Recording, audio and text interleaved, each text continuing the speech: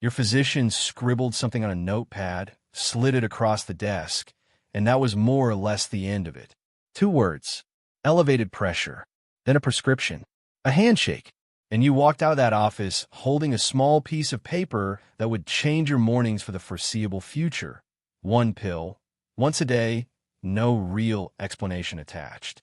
What the medication actually does inside your body, why your pressure went up in the first place, what you can do beyond swallowing a tablet every morning, none of that made it into the conversation.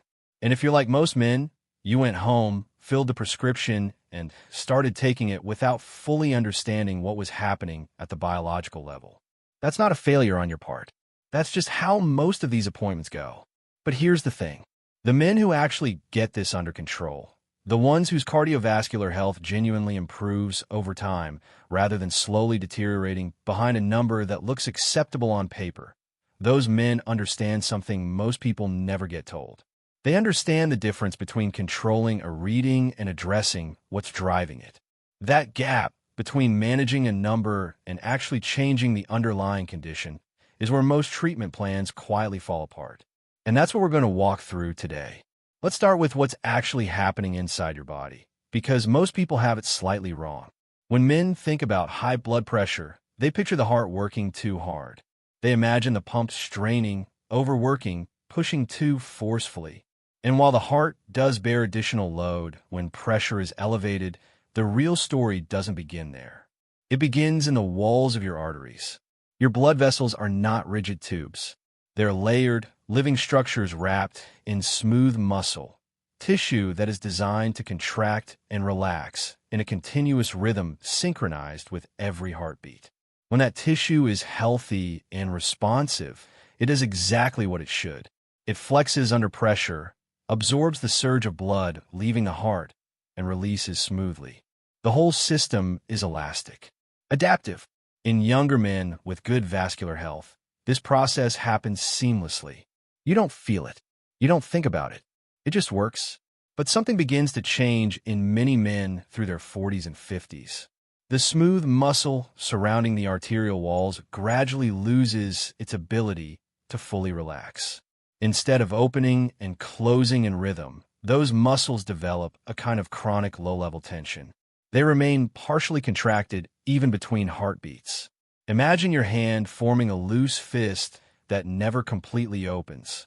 That's what's happening to the tubes that carry your blood. The channel is narrower than it should be. The same volume of blood is being pushed through a smaller opening. The pressure climbs.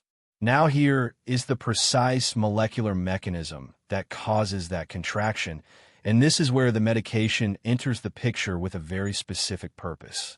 For smooth muscle tissue to contract, to actually squeeze around the artery and create that narrowing, calcium ions must enter the muscle cells.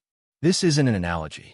This is chemistry happening at the cellular level, continuously in the walls of your vessels. Calcium moves in through specialized protein structures embedded in the cell membrane.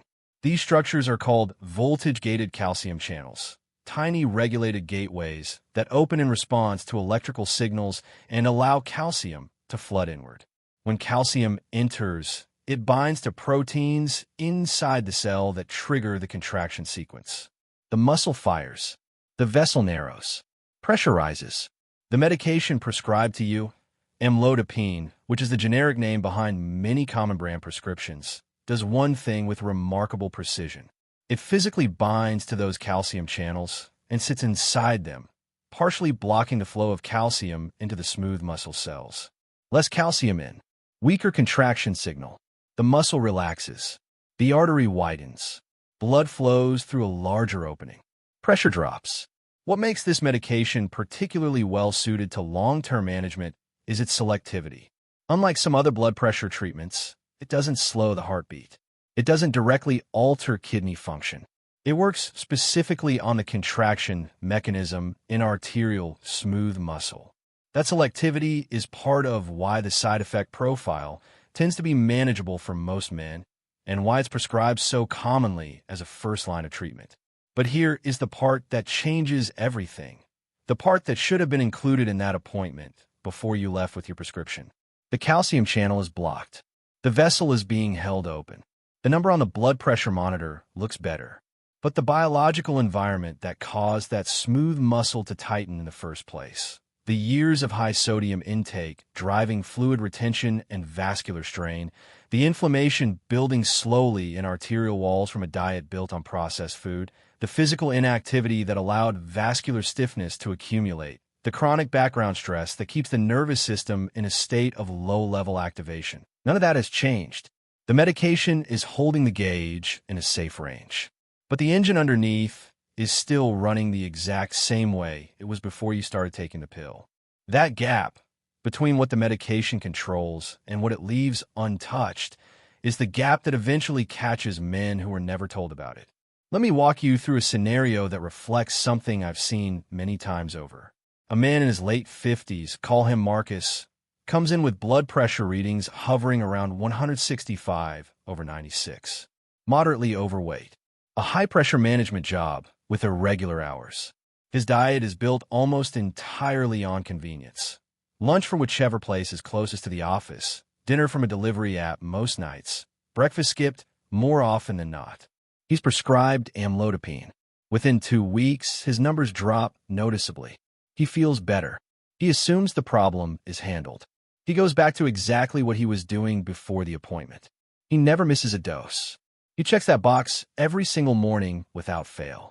14 months later, he's sitting back in the same chair. His readings are drifting upward again. The next conversation is about increasing his dosage. He's genuinely confused. He did everything he was told, he says. He took the medication every day. Why is it not holding? What happened to Marcus is straightforward once you understand the mechanism. The channel was blocked, yes, but the pressure driving those smooth muscle cells to want to contract kept building.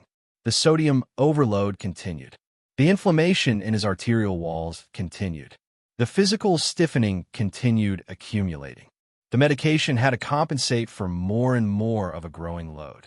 Eventually, the dose he was on wasn't sufficient to offset what the underlying environment was producing. This isn't a medication failure. It's a framing failure.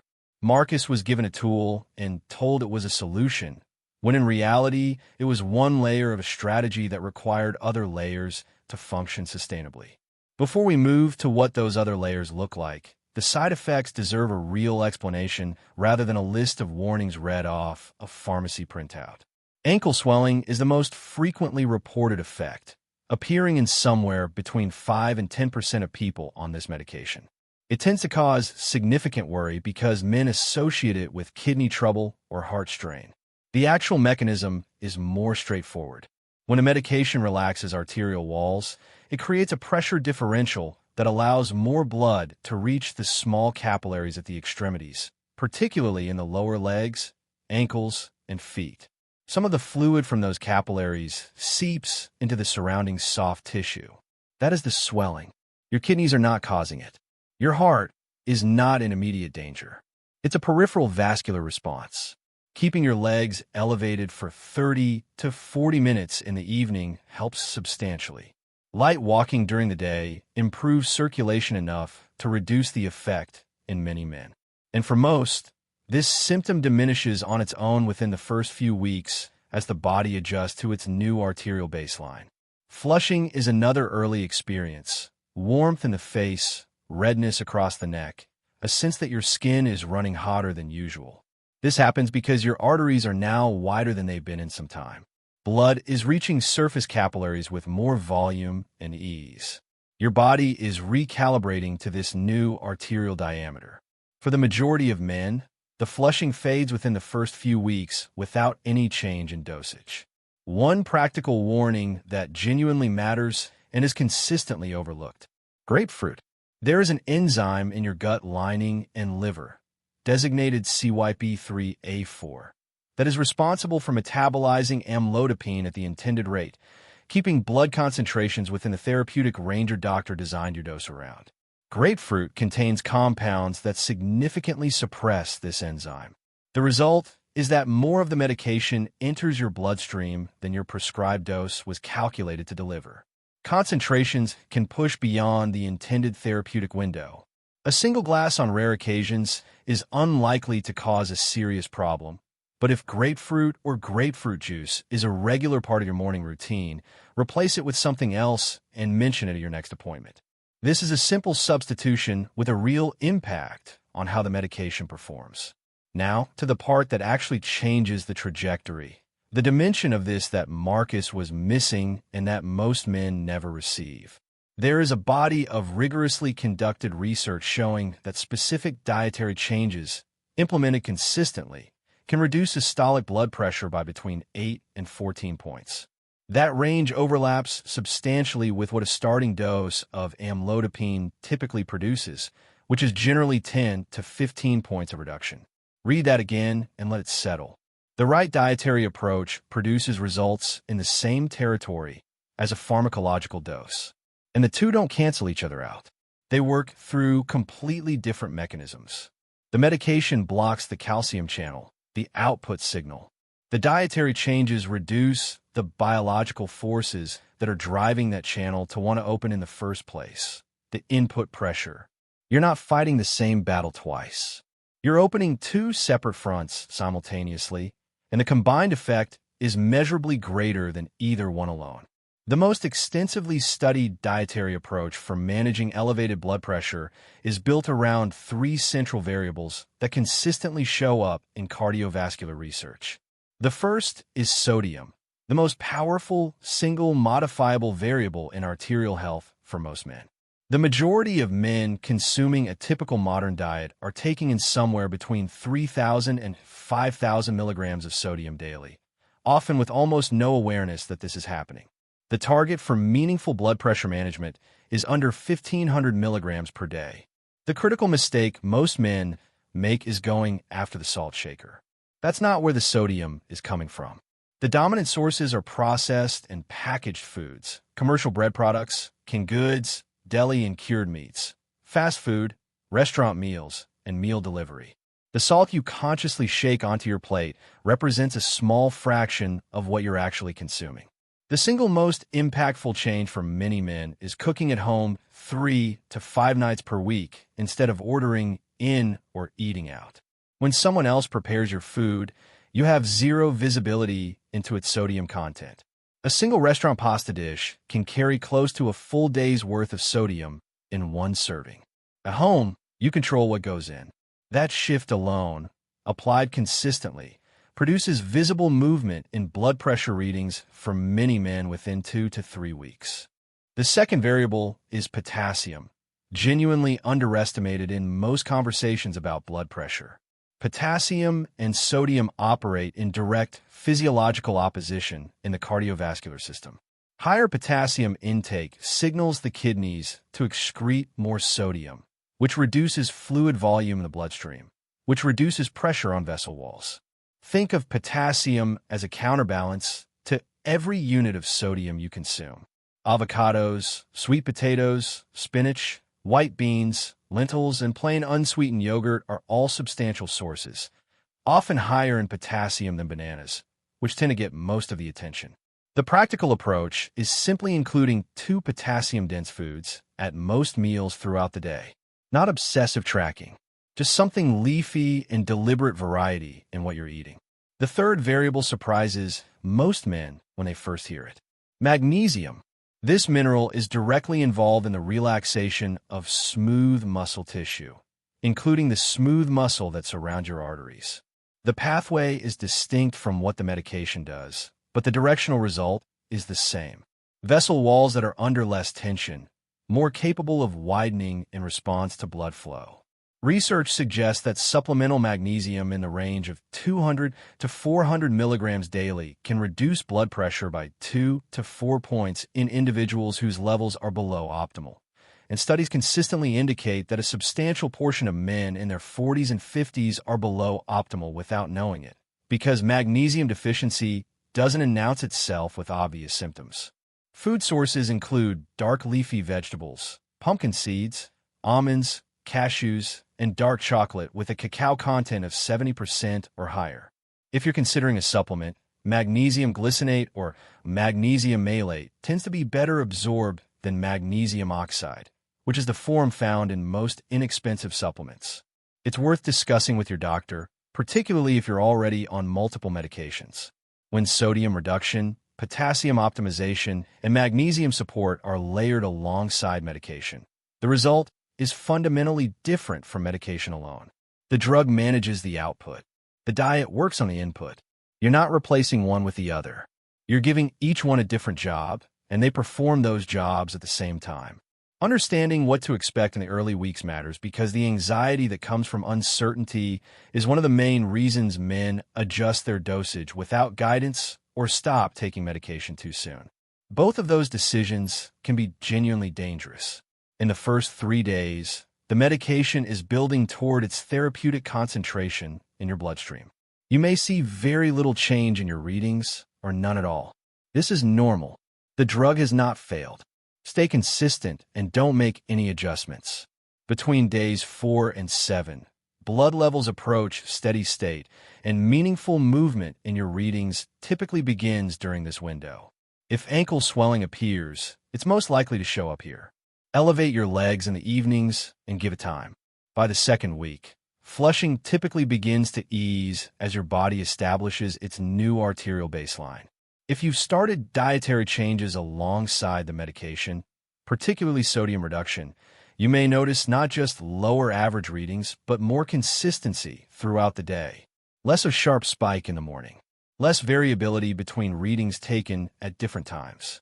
In weeks 3 and 4, men who are combining medication with dietary adjustments often notice something that genuinely surprises them.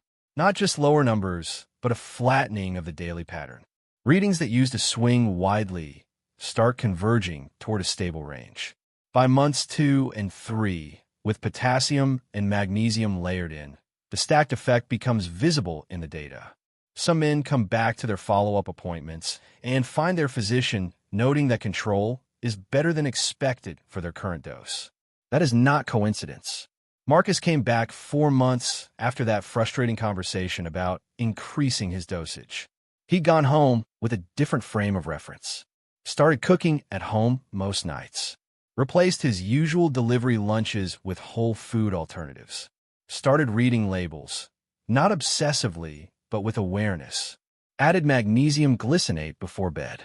Switched his morning grapefruit juice for something that didn't interfere with his medication's metabolism. 3 months of that, and his readings were lower than they had been at any point since he was first diagnosed. At his next appointment, his doctor, under careful supervision with a structured monitoring plan, began a gradual reduction in his dosage. Marcus hadn't discovered anything experimental. He hadn't found a shortcut. He'd finally received the complete picture and acted on it. One last thing that deserves to be stated with complete clarity. Never reduce or stop amlodipine without your doctor's explicit guidance and a supervised plan, even when your numbers look perfect. Especially then.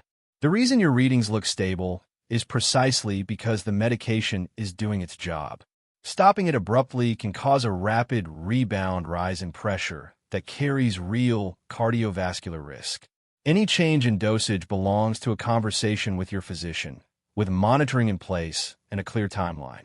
What you can do, starting today, without waiting for any appointment, is build the conditions under which your medication works most effectively at the lowest necessary dose for as long as possible.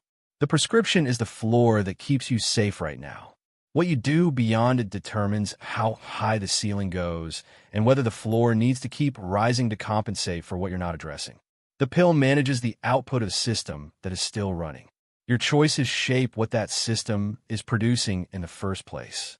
Understanding both sides of that equation is what separates the men who maintain genuine arterial health as they age from the men who spend the next decade managing increasing doses of a medication that was always meant to be one part of a larger strategy, never the whole thing.